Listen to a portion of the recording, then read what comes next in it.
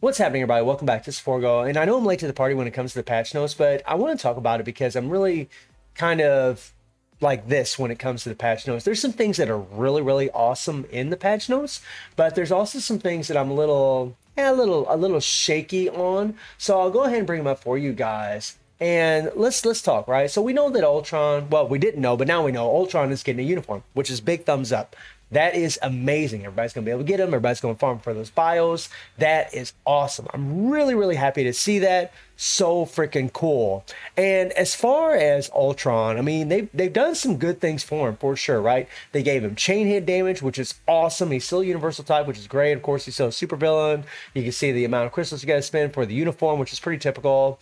And increased basic damage by 40% when attacking machine characters without skills. And I believe this means that, he increases his damage by 40% when attacking characters that don't have the machine type. So unfortunately, he's not going to be buffing himself against himself, which sucks. That's kind of something I was really, really hoping for, is that maybe Ultron or Thanos, which that doesn't look like that's going to happen either, but I could be wrong, are really going to be super, super OP for PvE. Now, Ultron might be super, super ultra awesome for PvE as far as like Null, maybe Mephisto, especially since he's a universal type, right? Especially when you read a little bit further. But against himself, I mean, according to this text, it just, unless I'm reading it wrong, doesn't really look like it's going to help at all. It also changed the effects of skill, reactivate, overclock, and sentry away. And then his leadership is actually pretty awesome, right? Increase all basic attack by 55%. But the problem with it is it's only to machine allies or technokinetic allies, right? That's the problem. There aren't that many machine types, or really even that many machine types that are really even good. And that sucks. And he's a villain, right? So, like, really, whenever, like, as far as World Boss Legend is concerned, the fact that he's probably going to be a PvE character, it's not really that great because, like, it'll help, like, younger players, like, newer players, maybe, like, from stage 1 to 9. That's a good thing. But, like, for a veteran like myself, not really. Because, you'll put him in the a villain stage, and, how many villains have the Technokinetic ally tag? Right? That's kind of the problem with it. It's a good self-buffing thing for himself, but yeah. But then he has critical damage increased by 50%. He has increase of HP, which is also good. He's got increased guaranteed crew rate by 30%. I mean, when you see these two things, we all know what it means. It's probably going to be a rage. And the thing about that sucks is, from reading this, it looks like he's not going to buff himself against himself. And Rage really does seem to be very, very good against Ultron, the world boss, because you can constantly keep attacking, right? And not really worry about your proc. And the fact that, well, not the fact, but it looks like he's going to be optimal with a Rage. We won't know until we actually play the character, see how we can cancel skills so we can actually play with a proc. We don't really know. But seeing this does indicate that, he's going to be better with the Rage. So, I mean, could be ABX meta, but is he going to replace Loki? Right? I mean, that's a tough one. That's tough, man. Loki is godly. So, yeah. You know what I mean? It's yeah. I said in a previous video that when it comes to these two guys, they need to be OP. They need to be super, super strong. Otherwise, I mean, they could help players like from stage 1 to 9. Well, I'm speaking about Ultron himself right now. But for veterans, not really so much, right? Not really so much unless they're super OP. And then he has ignore target dodge rate by 40%. That's really great for Null. That's really nice to see. Decrease base damage received by 40%. That's really good, making him pretty tanky, right? He's got active skill 1, no big deal. 2, I mean, he's got 2-second immunity on a 5-second cooldown. So that's actually pretty awesome. Actually, on a 3.5-second cooldown. So that's actually pretty awesome. His third skill gives him accumulation, but it's not a very good accumulation, 0.5%.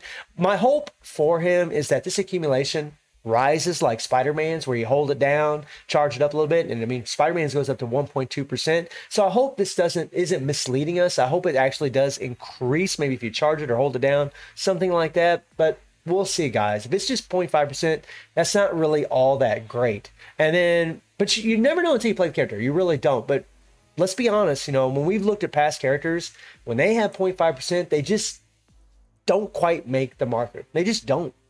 Usually 1%, man. That's pretty much it. 1.1 above.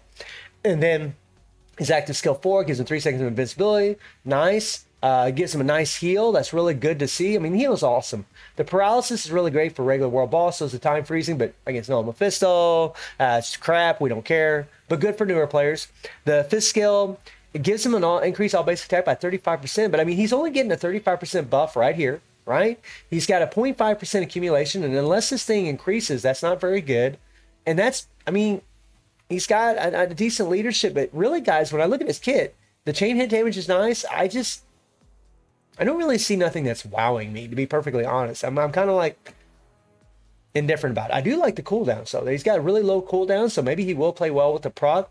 But I will be reserved. I want to, you never know until you play the characters, right? I can't stress that enough. Just because you look at this text doesn't mean anything. I always want to be reserved and give Netmarble the benefit of the doubt before I start ranting, because Ultron should be godly. Infinity Ultron should be godly. He really should. Villains need to be super strong in order to really be relevant in this game, right? Unless it's for a newer player. Like for a newer player, almost any character that's somewhat strong could be relevant. But for a veteran, not really. And then we get to Thanos, who looks pretty damn OP. Thanos looks godly. He's not really the kind of godly that I personally would have wanted to see, but I know for a lot of players out there, this is going to make them super, super happy. And for them, I say awesome. Congratulations. For players like me that really wanted him to be more for PvE, and he still might be good for PvE, I say, we'll see. All right? But, he's still universal, still super villain, of course. Enhances all these skills, and then he has extra pierce damage by 5%. Now, there was a time where I would see this and I would think, oh my god, extra pierce, that's so awesome. But from what we've seen before, like with Adam Warlock, you get some major diminishing returns on having more pierce. Like on an account like mine that's got 25%, or an account like maybe some other players that's got 20%, maybe a little bit less. Getting an extra 5% pierce really isn't that relevant for PvE. It's the returns are so diminishing that you're not really increasing your damage by very much. Now, for a newer player that doesn't have any pierce on their account, or say they only got like 5% or something like that, this is godly. It's really good. It's really awesome. But for a veteran, and I could be wrong, guys. I mean, he could be godly in PvE. I don't know. But when you look at the rest of the kit, it just looks more like PvP. But seeing this pierce doesn't impress me at all unless it's for a newer player. Unless you don't have pierce on your account, or you got a small amount of pierce, like under 10% on your account, maybe a little bit more, then it's going to be pretty relevant for you. But I think for players like me that have a lot of pierce on our accounts, probably not so much. But we'll see. He's got decreased basic damage received by 50%, which is, that's big thumbs up, guys, for all game modes. Activation rate when HP is below 30%. This is nuts. 70% recovery of max HP. Godly for all game modes, guys. It's so good. I'm really, really happy to see that they did that. That is nice. Would have been, he doesn't have an Infinity Stone, so I guess can't give him a revive, but it still would have been cool.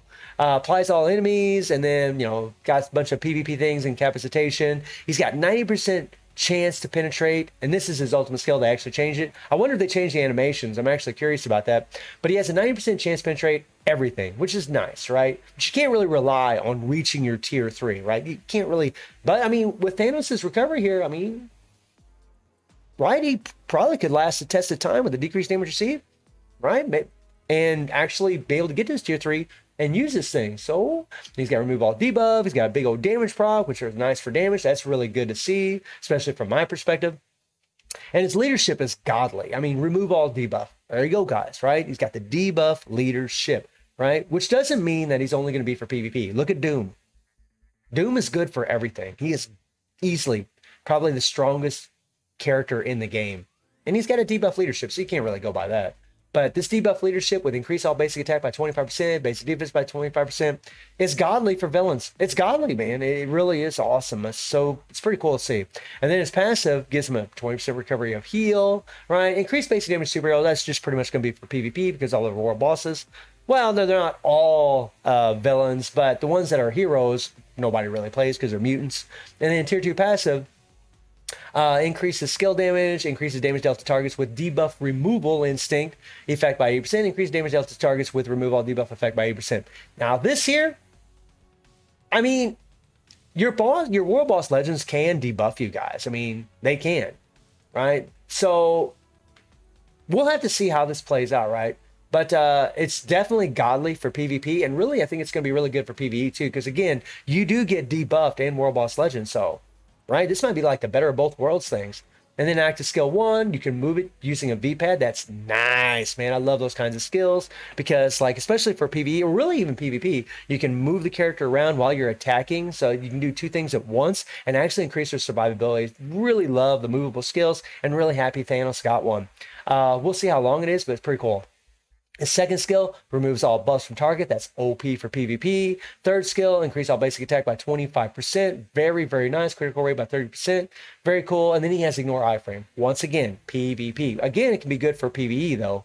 And then he has penetrate everything, 80% chance for 5 seconds. He has immunity to all debuffs. That's crazy, man. That's nice. Invincibility on top of his debuff leadership. And then he's got 5 seconds of invincibility. I mean, Thanos looks pretty godly for PvP. He really does. And then his fifth skill, he has another attack buff. I mean, he's only got this 35% attack buff here. He has no damage accumulation, and he's got 25% buff here. And it's not really like we're going to see how hard this guy hits. We really will. And then excluding bosses ignores enemy damage decrease by 30%. That's going to make him a whole lot stronger. And PvP, that's actually very, very nice. Really good to see. Like Thanos, I mean, everybody said this already, right? We all pretty much agree. He's probably going to be the new PvP meta. I'm almost calling it right now. He looks like he will be. He looks like he will be. Ultron here is tier 3. Is pretty much, I mean, I don't want to say shite, but there really isn't much here. He's got some penetrate, 6x invincibility. He doesn't even have a remove all debuff on his tier 3, which, I mean, when you're facing Mephisto guys and you do your tier 3, if you don't have a remove all debuff or immunity to stun, you can get stunned. So Ultron can get stunned. That kind of sucks. I mean, I don't know. And then increased base damage by 100%. Honestly, for Infinity Ultron, this is actually very disappointing to me. But again, you never know how much damage characters do or how good they are until you actually play them. So this isn't, you know, a huge indicator, but it's kind of a sign. And then you take a look at his tier 3, which looks pretty cool. He rises up. That's pretty awesome. That's pretty awesome. All the bots around him. That's pretty lit. Kind of reminds you of Sharon Rogers, right?